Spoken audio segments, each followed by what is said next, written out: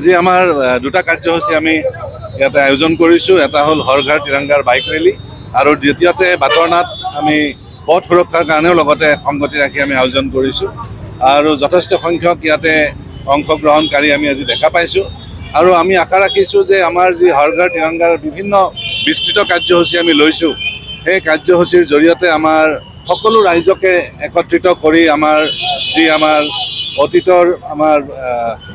জয়গাথা আছে বা আমাৰ যি গৌৰৱময় আমাৰ ইতিহাস আছে, সেই গৌৰৱময় ইতিহাস আমি সকলোৱে স্মৰণ কৰিব পাৰিম আৰু দেশপ্ৰেমেৰে আমি উদ্বুদ্ধ হ'ব পাৰিম। লগতে আমি সকলোকে আহ্বান জনাইছোঁ যাতে প্ৰত্যেক ঘৰ মানুহেই ইয়াতে জাতীয় পতাকা উত্তোলন কৰে, প্ৰত্যেক অনুষ্ঠান প্ৰতিষ্ঠানে জাতীয় পতাকা উত্তোলন কৰে, চাফাই অভিযান কৰে, আমাৰ অফিচবিলাকত স্বচ্ছতাৰ যাতে আমি ৰাখোঁ, কাৰণ আমি দেখিছোঁ কোকৰাঝাৰখন খুব ধুনীয়া চাফ চিকুণৰ আমাৰ পৰিৱেশ ইয়াত হৈছে।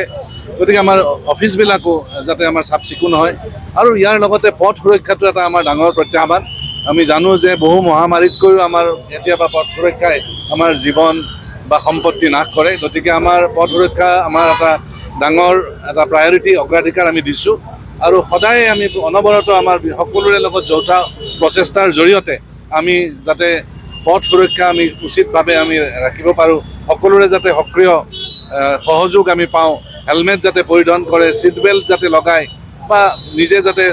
উচিত যিমতে গাড়ী চলাব লাগে এটা লিমিটেড স্পীডত যাতে চলায়